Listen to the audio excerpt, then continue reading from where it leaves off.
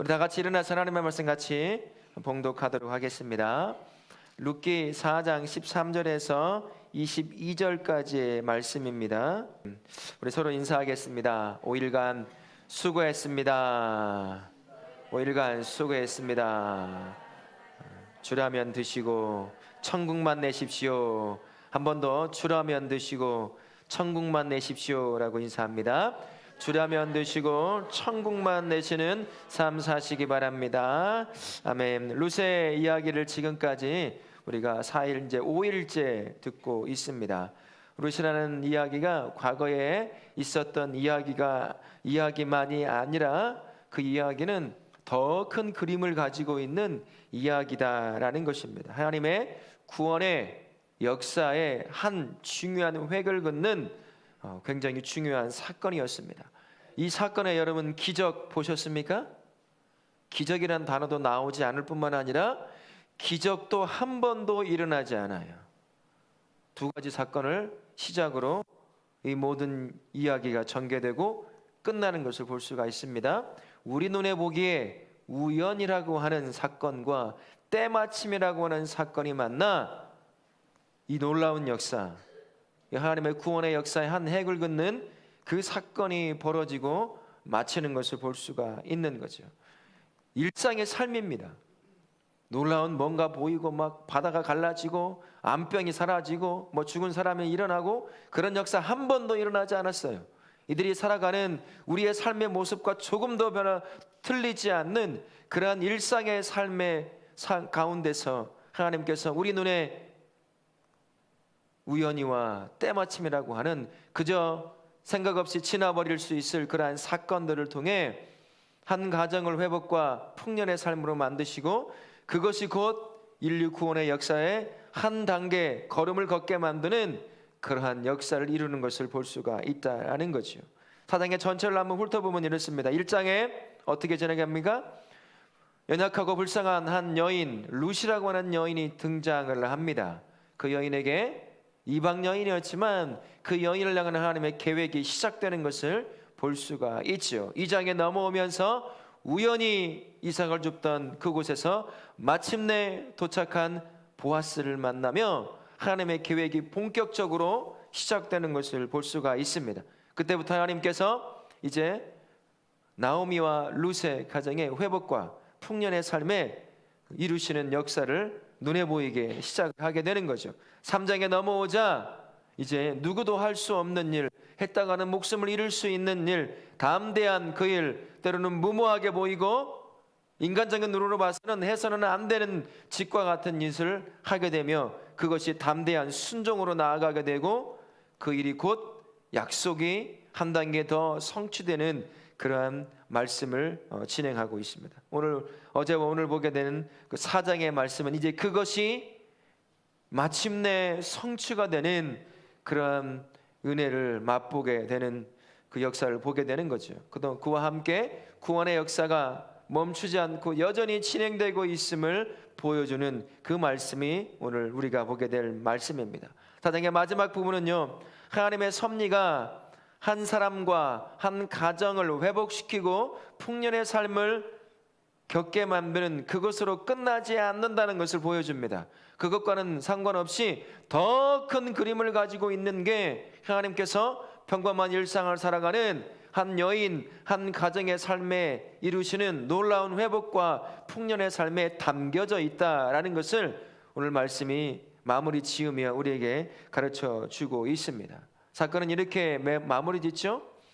기업 물을 자가 첫 번째 기업 물을 자가 그것을 포기하자 보아스가 어떻게 합니까? 그 기업 물을 자를 바로 이어받아서 장로들 앞에서 내가 그 기업을 묻겠다라고 하며 모든 것을 책임지겠다는 겁니다. 이 안에는 자기의 손해가 있어요. 명성의 손해도 있을 것입니다.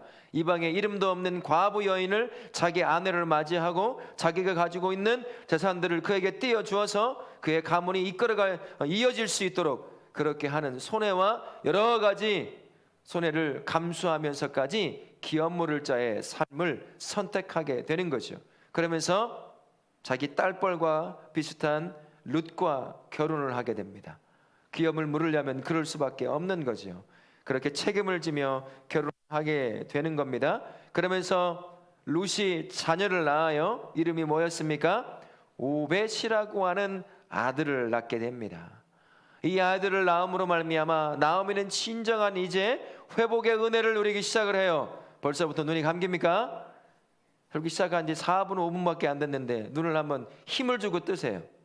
이왕 나왔으니 듣고 기도하고 그렇게 가야 된다라고 생각을 하시고요.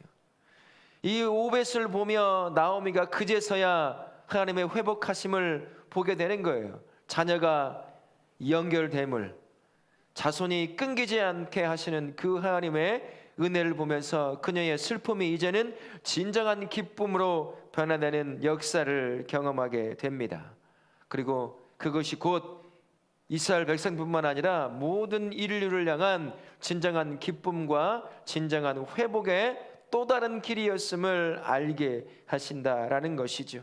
결국 축복의 통로로 세워졌던 룻과 나오미를 통해서 먼저 우리에게 주시는 두 가지 은혜가 진리가 있습니다. 첫 번째는요, 하나님이 주시는 복은 우리의 조건과 아무런 상관이 없다라는 겁니다. 룻이라고 하는 여인, 하나님께 가까이 올 수 없는 여인이었습니다. 하나님을 만날 수도 없는 여인이었습니다. 그는 이방 여인이었어요. 과부였습니다. 그렇게 죽어서 이름도 없이 죽어 사라져도 아무도 인정해주지 않을 법한 삶을 살던 사람이 바로 룻이라고 하는 여인이었다라는 거지요. 하지만 하나님이 그 여인에게 찾아오셨습니다. 그 여인에게 믿음을 주시고 어머니 나오미를 쫓아오며 하나님을 드디어 그의 하나님으로 영접하는 역사가 있게 되는 거죠. 그리고 그의 인생 누구도 알아주지 않고 그렇게 비참하게 살다 끝나버릴 수 있을 그 인생의 회복과 풍년의 삶을 하나님께서 허락해 주시는 것을 볼 수가 있습니다. 그녀가 조건이 있어서 그런가요? 그녀가 능력이 있어서 그런가요? 그녀는 아무 조건도 가지지 못했습니다. 심지어 이스라엘 백성도 아니에요. 그러나 하나님이 그녀를 사랑하셔서 그녀를 택하시고 회복과 풍년의 삶을 허락해 주신 거죠. 저와 우리가 누리고 있는 복도 마찬가지입니다. 우리가 누리게 될 복도 마찬가지예요. 그 은혜도 마찬가지입니다. 내가 잘나서 내가 열심히 있게 하나님을 믿으니까 그래서 주어지는 복이 아니라 하나님은 우리를 일방적으로 사랑해서 주시는 복이다라는 겁니다. 그래서 우리가 누릴 수 있는 거예요. 내 조건에 따라 하나님이 복을 주신다고 한다면 오늘 누렸던 복 내일 누린다 장담 못합니다. 하나님 우리를 사랑하시기에 누리는 복임을 기억하시고 내 조건, 내가 가지고 있는 능력과 아무런 상관없이 주시는 복이라는 것을 기억하시고 오늘도 감사함으로 사시기를 바랍니다. 두 번째 주시는 진리는요, 하나님은 성도의 삶의 회복과 풍년으로 말미암아 슬픔을 변하여 기쁨이 되게 하신다라는 거예요. 지금 그러니 내가 겪고 있는 여러 가지 문제들이 있어요. 고통도 있을 수 있습니다. 슬픔도 있을 수 있어요. 해결되지 않는 문제를 오늘도 끌어안고 어떻게 해결할까 고민하며 기도의 자리로 나아가야 될 수도 있습니다. 그럼에도 불구하고 우리가 그것 때문에 원망과 불평으로 나아가지 않을 수 있는 이유는 뭐냐? 그 슬픔을 언젠가 하나님이 반드시 변화시켜 무엇으로 만들 수 있기 때문이죠? 기쁨으로 만들어낼 수 있기 때문이에요. 나오미와 룻 가정 거지가 되었습니다. 그렇게 죽어도 아무런 상관이 없는 그런 삶이 된 거죠. 스스로 선택했어요. 하나님의 약속의 땅을 떠나기로. 그래서 더 큰 슬픔과 흉년을 맞이했습니다. 그런데 하나님께서 그 흉년의 삶을 풍년의 삶으로 바꾸어 기쁨으로 만들어내신 하나님을 볼 수가 있는 거죠. 그러니 오늘도 어제 짊어지고 왔던 그 삶의 무게의 짐을 또 짊어져야 될지도 몰라요. 그럼에도 성도는 그 상황 가운데서 원망과 불평으로 나아가지 않을 수 있는 이유는 그 슬픔을 변화시켜 기쁨으로 만드신 하나님을 알고 있기 때문입니다. 오늘 우리의 하나님께서 나와 동행하시며 내가 겪고 있는 그 슬픔을 기쁨으로 바꾸어 놓으실 줄로 믿습니다. 그 하나님을 붙잡고 사시는 우리 성도님들 되실 수 있기를 바라겠습니다. 룻과 나오미에게 이러한 하나님의 은혜를 주셨지만 이들이 받고 있는 그 회복과 풍년의 삶은 여기서 멈추지가 않아요. 더 큰 그림을 가지고 있다는 거죠. 22절에 이렇게 말씀하고 있지 않아요? 우리 22절 같이 한번 읽어볼까요? 오벳은 이새를 낳고 이새는 다윗을 낳았더라 라고 이야기가 끝나지 않게 진행합니다. 이들이 받았던 회복과 풍년의 삶은 그것으로 끝나는 게 아니에요. 옛날 이야기처럼 잘 먹고 잘 살았더라, 숲속의 공주가 왕자를 만나 행복하게 잘 살았더라, 그렇게 끝나지 않는다라는 거죠. 그의 아들 오벳을 통해 낳은 아이가 누굽니까? 이새죠. 이새는 그 다음 누구를 낳습니까? 우리가 알고 있는 다윗을 낳게 돼요. 혼란한 사사시대, 나라가 완전히 세워지자는 그때 그 이방의 여인, 이름도 없는 그 여인의 태 속에서 다윗이라고 하는 후손이 나옵니다. 한 나라를 이룰 뿐만 아니라 그 다윗을 통해 또 누구가 나오죠? 예수 그리스도가 태어나는 역사가 있게 되는 겁니다. 그래서 나오미와 룻에게 임한 회복과 풍년의 삶은 잘 먹고 잘 살았다라고 끝나는 것이 아니라 그의 주어진 회복과 풍년의 역사는 놀라운 구원의 역사를 이루는 귀한 도구의 삶이 되었다라는 것을 우리에게 가르쳐 주고 있습니다. 이들에게 주어진 회복과 풍년의 역사는요, 하나님께서 지금껏 세우고 이루어 오셨던 온 주님의 백성들의 구원의 역사를 이루는 귀한 목적을 가지고 그들에게 주어졌다라는 겁니다. 저와 우리에게도 마찬가지예요. 저와 우리에게 하나님께서 허락하시는 회복과 풍년의 삶은요, 그래 나 잘 먹고 잘 살았어, 남들 못지않게 떵떵거리며 살았어, 그렇게 하고 이 땅의 삶을 마무리 짓게 하기 위해서 주시는 그것만이 아니라는 거예요. 여러분과 제가 누리게 될, 그리고 누리고 있을 회복과 그 풍년의 삶이라고 하는 것은 그 안에 하나님의 구원의 역사가 담겨져 있는 회복과 풍년의 역사라는 것입니다. 나 잘 먹고 배불리 사는 것으로 끝나는 것이 아니라고 할 수가 있는 거죠. 내가 살아가는 그 삶의 자리에서 하나님께서 나와 우리 가정에, 우리 교회에 허락하시는 회복과 그 풍년의 삶을 통해 하나님의 살아계심을 예수가 없는 사람들이 보게 되는 겁니다.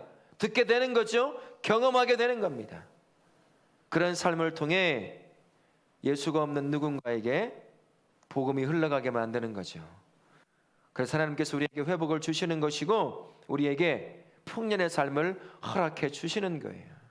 그래서 우리의 삶이라고 하는 건 구원의 역사를 품고 있는 삶이라는 것을 기억하시고 품고 오늘 삶의 현장을 살아가실 수 있기를 바랍니다. 이 역사를 품고 살아가는 성도는 그러면 어떻게 살아가야 되겠습니까? 첫 번째가요, 성도의 삶을 인도하고 성취하시는 그 하나님의 섭리를 신뢰하며 살아가야 돼요. 원망이 아니라 신뢰하며 살아가야 된다는 거예요. 하나님의 섭리 안에 내가 오늘 겪어야 될 슬픔이 있을지 모르겠습니다. 그것이 누구에겐 큰 슬픔이 될지도 모르겠고 누구에겐 작은 슬픔이 될지 모르겠지만 여하튼 우리 삶에 내가 원치 않는 삶의 문제로 말미암아 슬픔이 있는 것을 또 겪어야 될지도 모르겠어요. 정반대로 기쁨을 겪어야 될 수도 있을 것입니다. 이런 모든 삶이 하나님의 섭리 안에 있다는 것을 기억하고 신뢰하라는 것입니다. 내가 어떻게 통제할 수 없는 아픔이라 하더라도 하나님 품 안에, 하나님의 섭리 안에서는 하나님의 통제가, 하나님의 인도하심이 있는 삶이라는 거예요. 그러니 그 안에서 원망과 불평으로 주저앉을 이유가 없다라는 겁니다. 내 삶은 하나님의 섭리 안에 있다는 것을 기억하고 그것을 신뢰하며 주어진 삶을 받아들이는 거죠. 그리고 그것을 통해 하나님이 이루실 또 다른 놀라운 역사를 기대하며 인내하며 참아내는 거예요. 그게 여러분들이 오늘 하나님의 섭리를 신뢰하며 살아가야 될 성도의 삶이라는 것을 기억하실 수 있기를 바랍니다. 또한 두 번째는요, 하나님의 섭리를 생각하며 작은 일에도 신실하게 순종함으로 나아가야 한다는 겁니다. 오늘도 어제와 변함없는 그런 일상으로 하나님께서 여러분의 삶을 평범한 삶 가운데 여러분을 세워 놓으실 거예요. 그 작은 일들을, 나에게 맡겨진 그 일들을 신실하게 순종함으로 감당해내는 일이 내 삶으로, 나의 삶을 하나님이 섭리 가운데 통치해 가시는 것을 고백하고 신뢰한다라고 하는 그 삶을 살아가는 것입니다. 그럼 여러분에게 맡겨진 누가 봐도 사소한 일일 수도 있습니다. 가정 안에서 자녀를 섬기고 남편과 부모를 섬기는 그러한 가정주부로서, 작은 회사에 직장에 한 사람으로서 그 주어진 자리에 정직과 성실함으로 그렇게 살아내는 삶을 통해서 내가 하나님의 섭리를 신뢰합니다. 그 섭리 안에 내가 살아가고 있음을 고백합니다 라고 하는 그 삶을 통해 내 삶에서 이루신 하나님의 역사를 하나씩 하나씩 이루어가는 것입니다. 그게 성도가 오늘 일상을 통해 살아가야 될 삶의 모습이다라는 거예요. 그게 바로 섭리 가운데 역사하시는 하나님을 신뢰하는 삶의 모습이라는 것을 기억하시고, 오늘 여러분에게 주어질 삶의 일상의 삶 가운데, 평범한 삶 가운데 감당해야 될 작은 일들을 성실함으로 순종 가운데 살아내심으로 말미암아 하나님의 섭리를 신뢰하며 살아가시는 우리 성도님들 되시기를 예수님의 이름으로 부탁을 드립니다. 아멘. 마지막 한 가지는요, 섭리 가운데 우리 삶을 이끄실 하나님을 의지하라 라는 겁니다. 그래야 의지하며 순종하며 쫓아갈 때 그 가운데 이루실 크고 작은 하나님의 역사를 경험하며 살아갈 수가 있는 겁니다. 그저 몸이 건조하게 아무런 것도 없이 살아가는 인생이 성도의 삶이 아니에요. 성도의 삶은 하나님께서 누가 봐도 평범한 삶 같지만 그 가운데 여전히 그 전능하신 하나님이 인도해 가시는 것을 경험하며 살게 만드시려고 하시는 것, 그게 하나님의 마음이라는 것이죠. 그러니 오늘 다른 것을 의지하는 것이 아니라 날 인도해 가시는 그 하나님을 철저하게 의지하며 섭리 가운데 내 인생을 이끌어 가시는 그 하나님의 놀라운 역사를 경험하는, 그리고 그 가운데 내가 누리게 될 회복과 풍년의 삶 그 이상 더 큰 그림 안에 내가 있음을 경험하는 복된 삶을 사실 수 있기를 바라겠습니다. 오늘까지 함께 읽고 나눈 룻기의 마지막 말씀, 그 말씀을 한번 다시 읽겠습니다. 이것은 이야기의 끝이 아니라 또 다른 시작이라는 것을 나누는 거죠. 22절에 뭐라고 말씀합니까? 오벳에 이새를 낳고 이새는 다윗을 낳았더라. 어제의 삶이 끝이 아니라 오늘까지 우리의 삶이 이어져 인도해 온 것처럼 오늘 나의 평범한 삶, 일상의 삶, 그 가운데 하나님 누리게 하시는 회복과 그 풍년의 삶은 오늘로서 끝나는 게 아닙니다. 나의 삶은 구원의 역사를 이루는 하나님의 더 큰 그림 안에 주어진 삶이라는 거예요. 끝이 아니라는 것입니다. 룻과 나오미의 인생이 회복과 풍년의 삶을 통해 하나님의 구원의 역사를 이어서 가게 했다고 한다면, 오늘 하나님의 나에게 허락하실 일상의 하루의 삶, 평범할 것처럼 보이는 이 하루의 삶도 그 가운데 누리게 될 회복과 풍년의 삶을 통해 구원의 역사를 이루는 놀라운 그 삶의 현장이라는 거예요. 얼마나 귀하게 쓰임받는 인생입니까? 나 혼자 내 가정 그냥 그렇게 배불리 먹고 잘 좋은 집에서 좋은 음식 먹고 건강하게 살다가 끝났더라, 그리고 아무도 기억하지 않더라 라고 하는 그러한 인생이 아니라, 내 인생은요, 하나님께서 이제 완성하게 되실 구원의 역사를 이루는 작은 하나의 역사입니다.